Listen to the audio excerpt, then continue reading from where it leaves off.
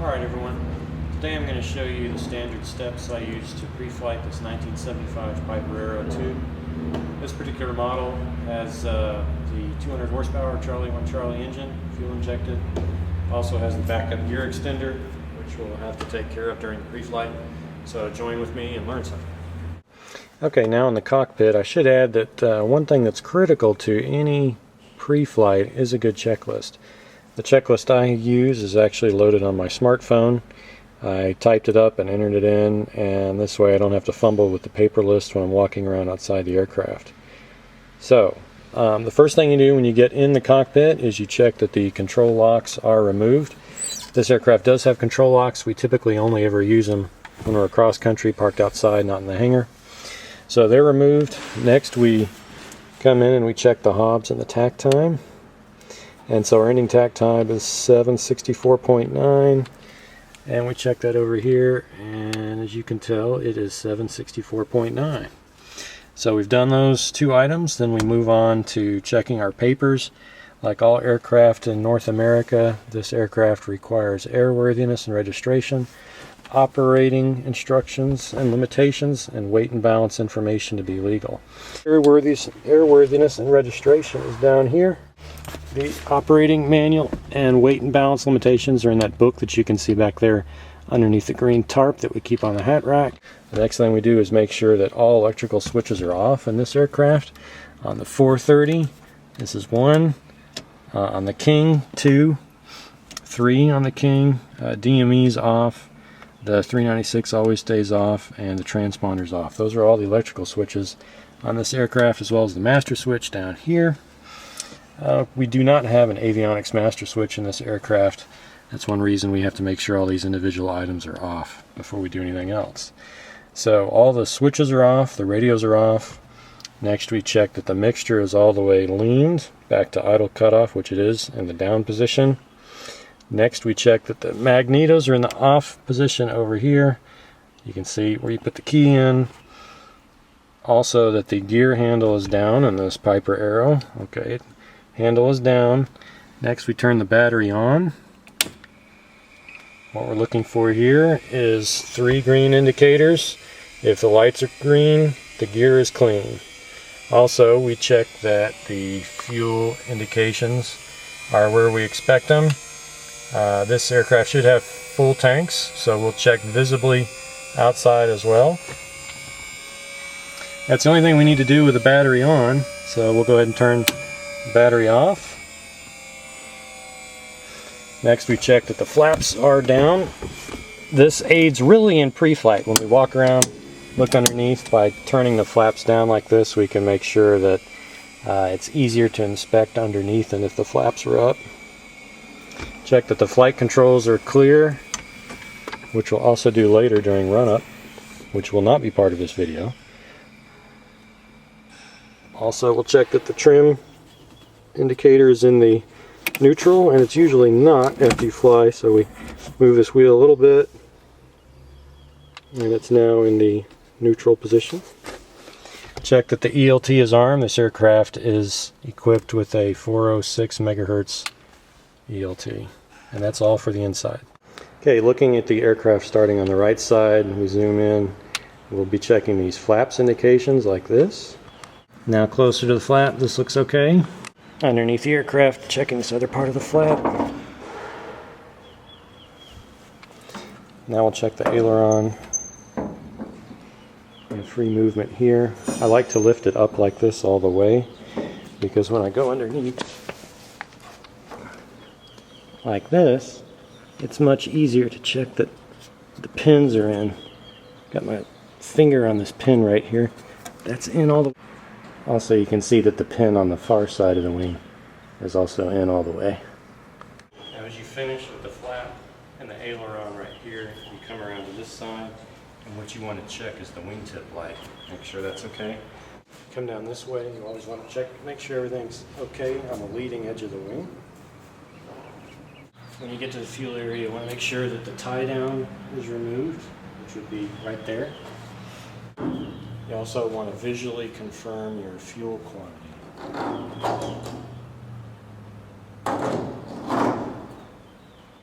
Okay, next we want to check the fuel vent, which is that brown cylinder you see right there. Just make sure it's not obstructed with anything. Sometimes on a hot day you can have some fuel vent out there if it expands, along with the air inside the tank.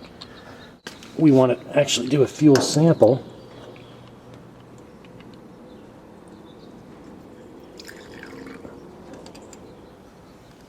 Now, with an aircraft in a hangar like this, typically you won't see anything, and I don't see anything today, but if it ever sits out on a rainy day, you will often see some water sloshing around in the bottom.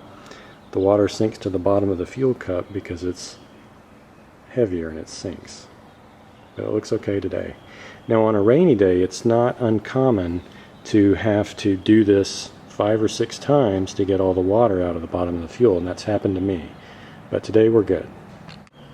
Okay, one thing you want to check also in this aircraft is that you have at least 2 inches of strut showing right through there.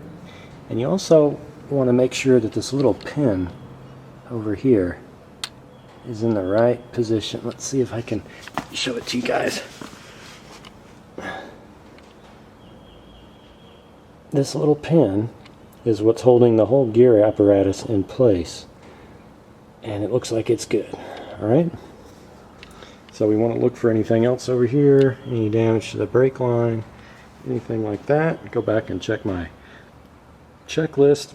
Also want to make sure that we're not shocked, and we aren't. Also, it's a good idea to take a peek at the belly of this aircraft, which, other than being coated with oil and needing a wash, is structurally sound. This fin type device back there, that's our DME antenna, which, although coated with oil, surprisingly works.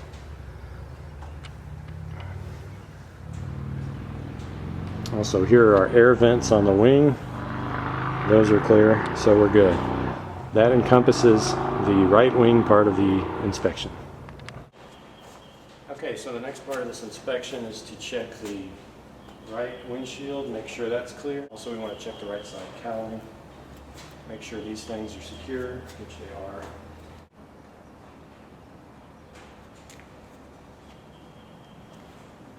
Oil level in this airplane needs to be between 6 and 8 quarts. One thing too, when you go to screw the cap back in of the dipstick, it doesn't have to be in really tight because heat will cause the mechanism to expand. So when I screw this back in, I'm not going to turn it in super tight. It just needs to be 1 or 2 twists. I should point out at this time that you can't do a thorough inspection on any aircraft without getting your hands dirty. My hands are dirty from the fuel and touching the airplane, and they're going to get a little dirtier now, but that's okay. So we're moving on now to checking the prop and the spinner. This is the prop, obviously. So what we look for is any gashes that we might have put in it last time. And other than a bunch of dead bugs, this seems to be okay. So I come around here. We get a little dirty. And when we look at the spinner, we're looking to make sure that the screws are all in as we go around. Make sure all these screws are in.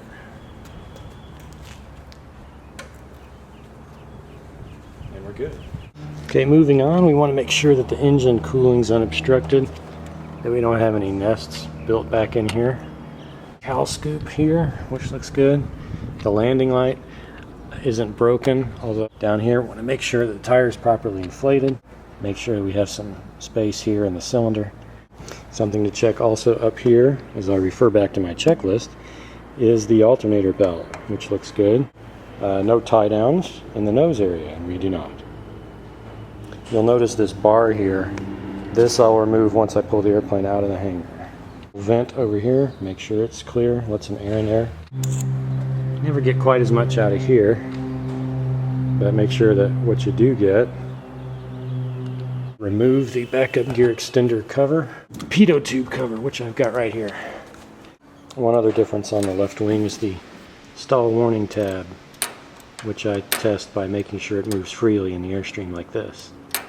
Okay, next we check the antennas.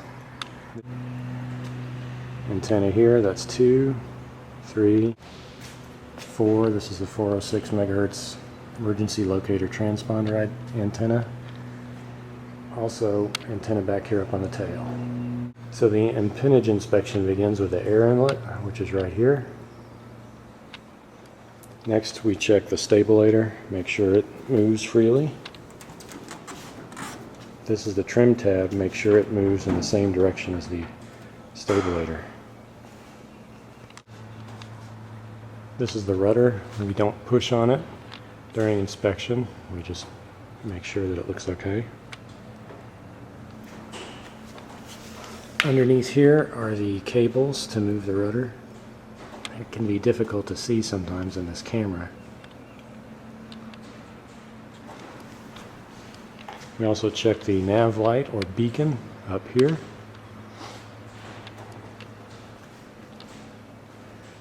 Make sure the ELT inspection plate is secure